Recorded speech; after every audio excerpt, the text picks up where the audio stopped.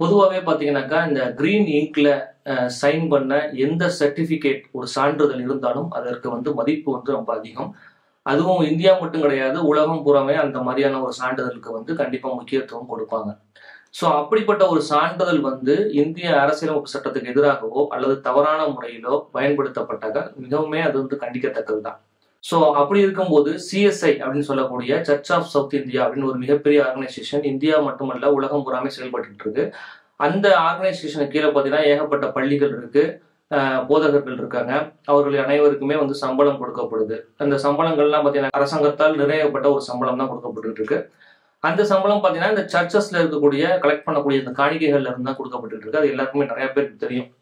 So அப்படிப்பட்ட ஒரு CSI மாதிரியான ஒரு மிகப்பெரிய ஆர்கனைசேஷன்ல ஒரு சான்றிதழ் தவறா கொடுக்கப்பட்டாலோ, அல்லது ஒரு தனி மனிதனுக்காக இணங்கி அவர்களுடைய ஈகோவை பாதுகாக்கும் விதமாக அந்த ஆர்கனைசேஷன் செயல்பட்டு ஒரு சர்டிபிகேட் தப்பா அந்த சபை மக்களுக்கு வழங்கப்பட்டாலோ ஒரு இந்திய அரசியலமைப்பு சட்டத்துக்கே மிகவும் எதிரான ஒரு விஷயமாகும். நிச்சயமா அந்த பச்சை இங்க்ல சைன் போட்டாங்கன்னாக்கா அதோட ஒர்த் என்னன்னு எல்லாருக்குமே தெரியும். ஸோ இது அரசாங்கத்துக்கு எதிராக சட்டத்துக்கு எதிராகவே இந்த மாதிரி ஒரு சான்றிதழ் வழங்கப்படுது. ஸோ இந்த மாதிரி ஏன் பண்றாங்க அப்படின்னாக்கா அவங்களுடைய சுய லாபம், தன்னுடைய பவரை காட்டுறது, அதாவது தன்னுடைய அதிகாரத்தை தவறான முறையில் பயன்படுத்தக்கூடிய ஒரு விஷயமா தான் இதை பார்க்க முடியும். ஸோ அப்படிப்பட்ட ஒரு விஷயம் எங்கள் குடும்பத்துக்கு மட்டும் கிடையாது, எனக்கு மட்டும் கிடையாது, நிறைய பேருக்கு இந்த மாதிரியான விஷயங்கள் நடந்திருக்கு. ஸோ இதை பத்தின ஒரு விழிப்புணர்வு வீடியோ ஒன்றும் செய்யணும்னு நான் நினைச்சுக்கிட்டே இருந்தேன். ஸோ அதுதான் இது சரியான தருணம்னு நினைக்கிறேன். ஏன்னா இதை பத்தி மற்றவங்க நடக்கும்போது நம்ம அதை ஒரு நியூஸா பார்த்துறோம், நமக்கு நடக்கும்போது அது பாதிப்பா நம்ம கன்சிடர் பண்றோம். ஸோ அப்படி இல்லாம பாத்தீங்கன்னாக்கா பொதுவாகவே இது எல்லாத்துக்குமே கண்டிப்பா ஒரு உபயோகமான ஒரு விஷயமா இருக்கும். அப்படிப்பட்ட வீடியோ தான் இந்த video. Welcome to crafty, this is Nelson. நம்ம இப்போ வீடியோக்குள்ள போவோம். இது என்ன சர்டிபிகேட் அப்படின்னு பாத்தீங்கன்னாக்கா என்னுடைய குழந்தையினுடைய பேப்டிசம் சர்டிபிகேட் நம்ம சொல்லுவோம். இந்த பேப்டிசம் சர்டிபிகேட்ல பாத்தீங்கன்னாக்கா பெரும்பாலும் பெற்றோர்கள் பேர் இருக்கும். அதுக்கப்புறம் ஞான பெற்றோர் அப்படின்னு சொல்லிட்டு நம்மளுடைய தாத்தா பாட்டி பேர் அப்படி இருக்கும். அப்படி தாத்தா பாட்டியே இல்லைனாலும் வேற மூத்தவர்கள், முதியவர்கள் ஞான பெற்றோர் அப்படின்னு அழைக்கப்படுவாங்க. அது வயதுல மூத்தவங்க. அவங்க எப்படின்னாக்கா அவங்களுடைய கேர்லையும் அந்த குழந்தை இருக்கணும், அவங்களும் இதுக்கு சாட்சி அப்படின்ற பட்சத்துல ஸோ இந்த மாதிரி ஞான பெற்றோர் இந்த 2 பேருடைய பேரை போட்டு தான் இந்த பேப்டிசம் சர்டிபிகேட் வாங்க. அது போக நம்மளுடைய குழந்தையின் பேர் போட்டிருப்பாங்க. ஸோ இந்த சர்டிபிகேட்டை வச்சு என்னென்ன பயன் அப்படின்னு கேட்டீங்கன்னாக்கா முதல்ல இப்போ நம்ம சர்ச்ல ஒரு குழந்தைக்கு வெட்டிங் பண்ண போறோம் அப்படின்னாக்கா கண்டிப்பா இந்த பேப்டிசம் சர்டிபிகேட்னு ஒன்று இருக்கணும். இதுக்கு அப்புறமா பாத்தீங்கன்னாக்கா கன்ஃபர்மேஷன் சர்டிபிகேட் அப்படின்னு சொல்லிட்டு ஒன்று இருக்கணும். ஸோ இது ரெண்டுமே கொடுப்பாங்க. இப்போ இதுக்கு முன்னாடிலாம் இந்த மாதிரிலாம் இருந்திருக்கு அப்படின்னு கேட்டீங்கன்னா சர்டிபிகேட் மாதிரி எந்த ஒரு விஷயமே கிடையாது. இது எப்பயில இருந்து ஃபாலோ பண்ணப்பட்டது பாத்தீங்கன்னாக்கா ஒரு 80கள்ல இருந்து தான் இது ஃபாலோ பண்ண ஆரம்பிச்சாங்கன்னு நினைக்கிறேன். இப்போ இந்த சர்டிபிகேட்ல என்ன மிஸ்டேக் நடந்திருக்கு, என்ன தப்பு பண்ணிட்டாங்க அப்படின்றத நான் சொல்ல போறேன். ஃபர்ஸ்ட் நீங்க பாக்குறது இது என்னோட சர்டிபிகேட். இதை நான் ஸ்கிரீன்ல காமிக்கிறேன். இது என்னோட சர்டிபிகேட்ல என்ன இருக்கு அப்படின்னு பாத்தீங்கன்னாக்கா இதோட சீரியல் நம்பர் நான் ஃபர்ஸ்ட் சொல்லிடுறேன் உங்களுக்கு. 3349, அதாவது 3349, இதுதான் என்னோட சீரியல் நம்பர். ஆனா எனக்கு இஷ்யூ பண்ண பேப்டிசம் சர்டிபிகேட் பாத்தீங்கன்னாக்கா இப்ப டேட் போட்டு இஷ்யூ பண்ணிட்டாங்க. எப்பனாக்கா பாருங்க 12th April 2024 ஒரு சர்டிபிகேட் எனக்கு இஷ்யூ பண்ணுங்க. என் பேருக்கு எனக்கு பேப்டிசம் சர்டிபிகேட் ரிலீஸ் பண்ணுங்க. எனக்கு இப்போ வயசு 40. ஓகேவா, நான் குழந்தையிலேயே பேப்டிசம் வாங்கிட்டு எனக்கு இப்போ இஷ்யூ பண்ணிருக்காங்க ஒண்ணு. அதுல பாத்தீங்கன்னாக்கா அவங்க கிறிஸ்டியன் நேம் டி பிரேம்ராஜ் அப்படின்னு போட்டிருக்கோம். கீழே பாத்தீங்கன்னாக்கா நம்ம என்ன செக்ஸ் அப்படின்னு மேல் இருக்கும். அதுக்கப்புறம் ஃபாதர் நேம் பாத்தீங்கன்னா S Thangaraj, mother name Nirmala Santhakumari அப்படின்னு போட்டிருக்கோம். எங்க அம்மா அப்பா பேர் போட்டிருக்கு. அது கீழே பாத்தீங்கன்னாக்கா நேம் ஆஃப் த காட் பேரண்ட்ஸ்னு ஒரு ஆப்ஷன் இருக்கும். அதுல நேமே கிடையாது, காட் பேரண்டே அதுல போடல. கீழே யார் நம்ம கொடுத்துருக்காங்களோ அந்த பாஸ்டர் பேர் போட்டிருக்கோம். அதுக்கப்புறம் எந்த சர்ச் கொடுத்துருக்கோம் அந்த சர்ச் நேம் இருக்கும். எனக்கு அபிராமம்ல கொடுத்துருக்காங்க ஆக்சுவலா.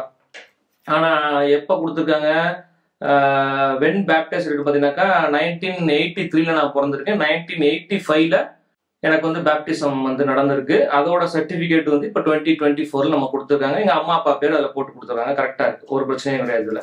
சோ இப்ப என்னுடைய மகள் பேர்ல ஒரு பேப்டிசம் சர்டிபிகேட் கொடுத்துருக்காங்க. அந்த சர்டிபிகேட்ல என்ன போட்டிருக்காங்கன்னு நான் உங்களுக்கு காட்டுறேன், அதையும் ஸ்கிரீன்ல போடுறேன். சோ அதே பாத்தீங்கன்னாக்கா எப்போ பேப்டிசம் நம்ம கொடுத்தோம் பாப்பாவுக்கு அப்படின்னு பாத்தீங்கன்னாக்கா 14/5/2023 கொடுக்குறோம். அதுக்கு முன்னாடி இந்த சீரியல் நம்பர் சொல்லிடுறேன். இப்ப என்னோட சீரியல் நம்பர் என்ன சொன்னேன், 3349 இல்லையா, இது 3557. ஸோ அதுல இருந்து கொஞ்சம் தான் தள்ளி வந்திருக்கு, ஒரு 100-200 தான் தள்ளி வந்திருக்கு சீரியல் நம்பர். ஸோ எப்போ பேப்டிசம் கொடுத்தாங்கன்ற டேட்டா நான் சொல்றேன். 14/5/2023 கொடுத்துருக்காங்க. ஸோ இது கிறிஸ்டியன் நேம் பார்த்தீங்கன்னா பாப்பாவோட பேர் போட்டிருக்காங்க. அதுக்கடுத்து செக்ஸ் பார்த்தீங்கன்னா ஃபீமேல் போட்டிருக்காங்க. இப்போ ஃபாதர் நேம்ங்கிற இடத்துல யார் பேர் இருக்கணும்? டி பிரேம்ராஜ்னு என் பேர் இருக்கணும். மதர் நேம்ங்கிற இடத்துல என்னோட ஒய்ஃப் பேர் இருக்கணும். ஸோ அப்படி இல்லாமல் மறுபடியும் அகைன் பாருங்க, ஃபாதர் நேம்ல மிஸ்டர் எஸ் தங்கராஜ், மதர் நேம்ல பார்த்தீங்கன்னாக்கா நிர்மலா சாந்தகுமாரி. எங்கள் அம்மாவும் அப்பாவும், எங்க அம்மா அப்பா பேரை என் மகளோட அப்பா அம்மா பேர்ல போட்டிருக்காங்க. ஸோ அதுக்கடுத்து பார்த்தீங்கன்னா காட் பேரண்ட்ஸ்ல என்னோட சித்தி சித்தப்பா பேரை போட்டிருக்காங்க. அது பிரச்சனை கிடையாது. இது வந்து பேப்டிஸ்ட் நம்பர். இது யார் பண்ணா அந்த சர்ச்சில் பாஸ்ட் வந்ததுன்னா சந்தோஷம் அப்படிங்கிறவர் தான் இதை வந்து பேப்டிஸ்ட் பண்ணார் பாப்பாவை. ஸோ அவரோட பேர் தான் போட்டிருக்காங்க. இது எப்போ கொடுத்துருக்காங்கன்னு பார்த்தீங்கன்னா 5th September 2024 கொடுத்துருக்காங்க. ஸோ இது வந்து கிரீனிங் போட்ட சர்டிஃபிகேட் தான், ரெண்டுமே சர்டிஃபிகேட் தான். ஆனால் இந்த சந்தோஷம் சொன்னல அவர் தான் வந்து இப்போ வந்து காரைக்குடியில் இருக்க பாஸ்டரா இருக்காரு. இது என்னன்னாக்கா அவர் யாரையும் பெருசா மதிக்க மாட்டாரு. அதனால அவரை யாருமே சர்ச்சில் பெருசா மதிக்க மாட்டாங்க.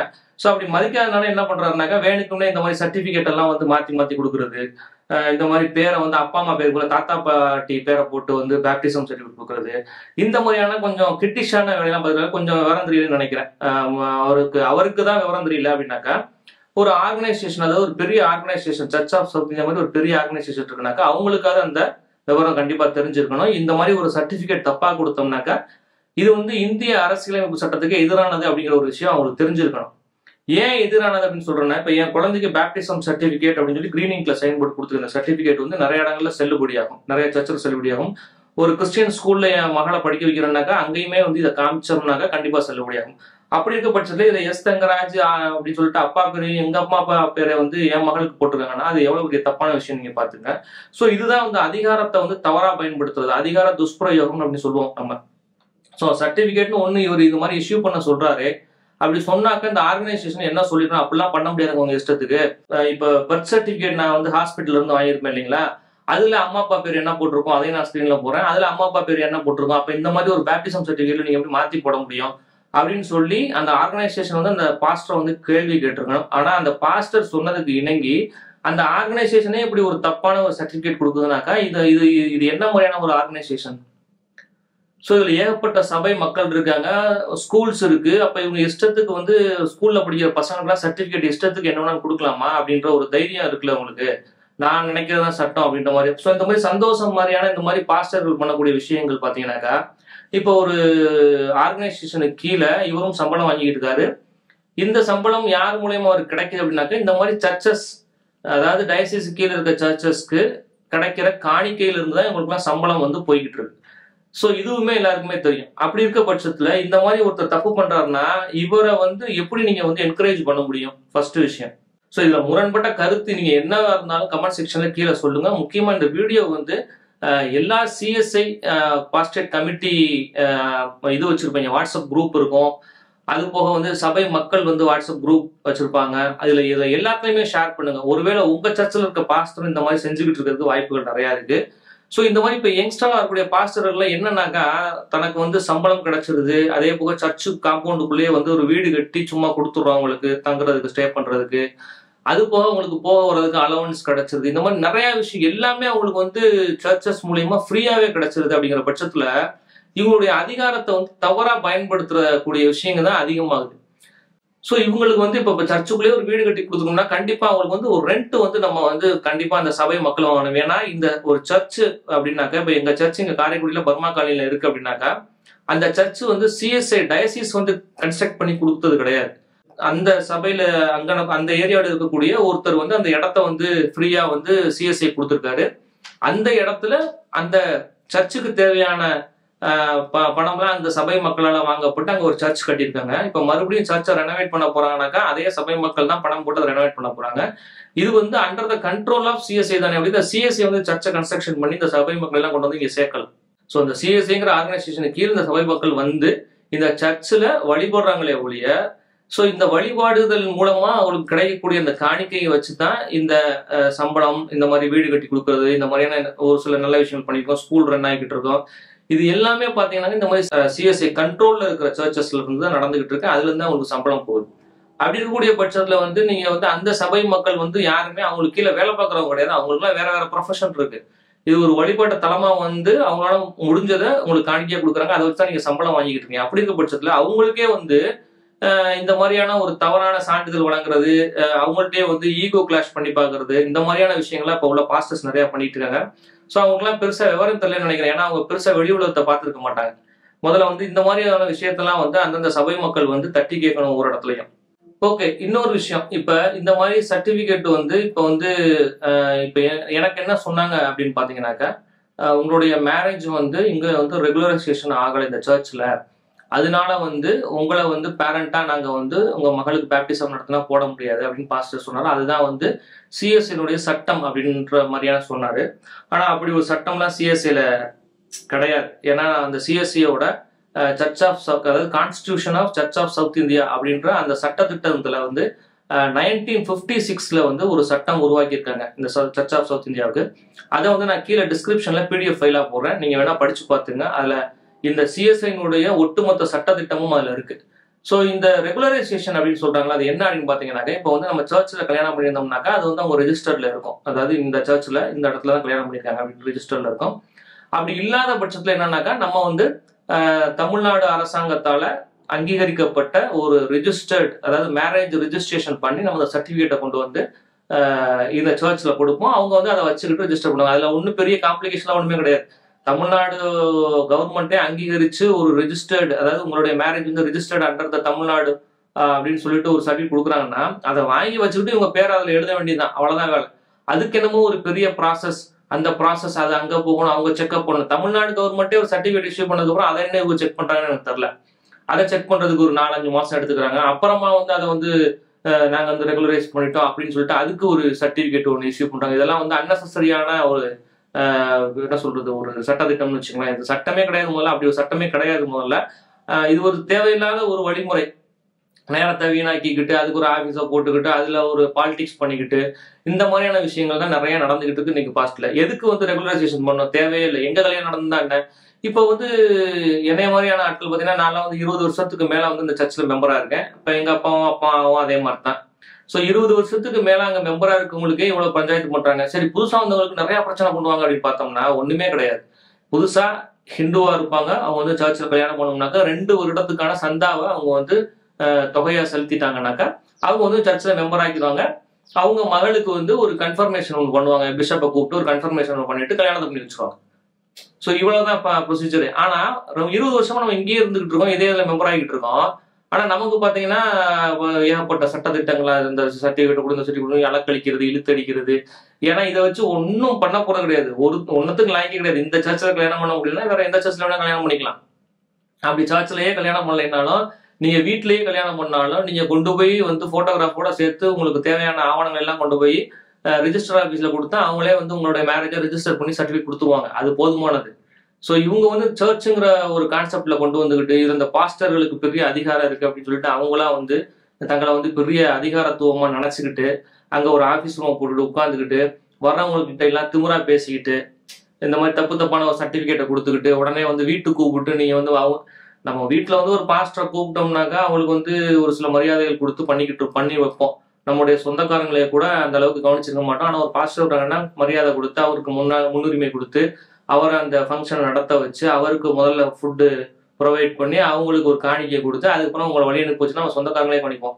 அப்படி பண்ணிக்கிட்டு இருக்கிற நேரத்துல இந்த மாதிரி வந்து திமிரு எடுத்து தன்னுடைய அதிகாரத்தை தவறா பயன்படுத்தக்கூடிய ஒரு பாஸ்டர்கள்லாம் இருக்கிற பட்சத்துல இப்ப நிறைய பேர் வந்து பாஸ்டர்களை வீட்டுக்கு கூப்பிடுறதே கிடையாது, நானுமே கூப்பிடுறது கிடையாது.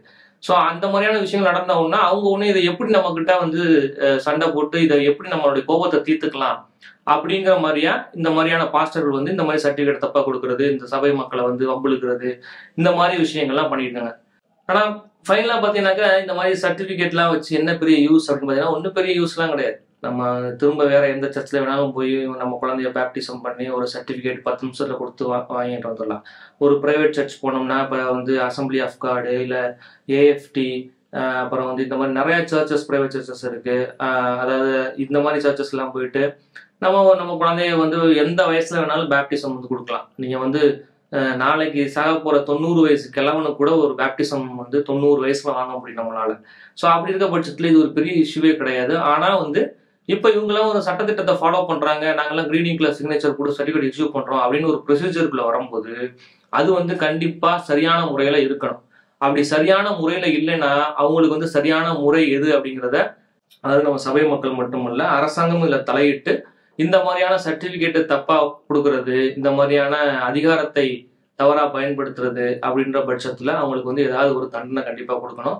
அப்படி இல்லைன்னா குறைஞ்சபட்சம் அட்லீஸ்ட் அவங்கள சஸ்பென்ஷனாவது பண்ணணும், இல்லை வேலையை விட்டாவது நீக்கணும். இது ரெண்டுல இது ஏதாவது ஒண்ணு பண்ணா தான் இந்த மாதிரியான தப்பா சிந்திக்கக்கூடிய ஆட்கள்லாம் வந்து கொஞ்சம் திருந்துறதுக்கு வாய்ப்புகள் அதிகம். ஸோ உங்க சர்ச்ல இந்த மாதிரி ஆட்கள் இருந்தாக்க கண்டிப்பா வந்து இந்த வீடியோ கீழே கமெண்ட் செக்ஷன்ல நீங்க சொல்லுங்க. அப்படி இல்லைனாக்கா இந்த வீடியோவை நம்முடைய சிஎஸ்ஐ சபை குரூப்ஸ் நீங்க எதுல இருந்தாலும் அது எல்லாத்துலயும் ஷேர் பண்ணி விடுங்க. முதல்ல இந்த வீடியோ வந்து ஸ்ப்ரெட் ஆகட்டும். இந்த மாதிரி வீடியோ ஸ்ப்ரெட் ஆனதான் கொஞ்சம் பயம் வரும். அப்பதான் வந்து கொஞ்சம் சரியான முறையில இவங்களுடைய நடவடிக்கைகள் மாறும். ஸோ தேங்க்யூ ஃபார் வாட்சிங். அடுத்த ஒரு இன்ட்ரெஸ்டிங்கான வீடியோவில் உங்களை சந்திக்கிறேன். ஸோ இந்த மாதிரி தப்பு பண்ற எல்லாத்துக்குமே வந்து தைரியமா வந்து குரல் கொடுங்க.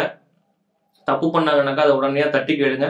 அப்படி தட்டி கேட்கலைன்னா குறைஞ்சபட்சம் இந்த மாதிரி யூடியூப்லயாவது ஒரு வீடியோ போட்டாவது நீங்க வந்து ஸ்ப்ரெட் பண்ணி விடுங்க. ஸோ அதுதான் வந்து நல்ல விஷயமா இருக்கும். ஆனா தவறான முறையில எந்த வீடியோவும் ஸ்ப்ரெட் பண்ணிடாதீங்க, சரியான முறையில ஸ்ப்ரெட் பண்ணுங்க. ஏன்னா இந்த வீடியோ பார்த்தீங்கன்னாக்கா முழுக்க நம்ம கிட்ட எல்லா விதமான ஆதாரமுமே இருக்கு. ஸோ இந்த வீடியோ ஏன் போட்டீங்க, இப்படி போடக்கூடாது அப்படின்னு சொல்றதுக்கெல்லாம் யாருக்குமே எந்த அதிகாரம் கிடையாது. ஸோ ஒருவேளை இந்த சிஎஸ்சியோட உண்மையான சட்டத்திட்டங்கள் என்ன அப்படின்னு நீங்க தெரிஞ்சுக்கணும்னாக்கா டிஸ்கிரிப்ஷன்ல நான் வந்து இந்த constitution of search of south India அப்படின்றதோட பிடிஎஃப் ஃபைல வந்து நான் வந்து அட்டாச் பண்ணியிருக்கேன்.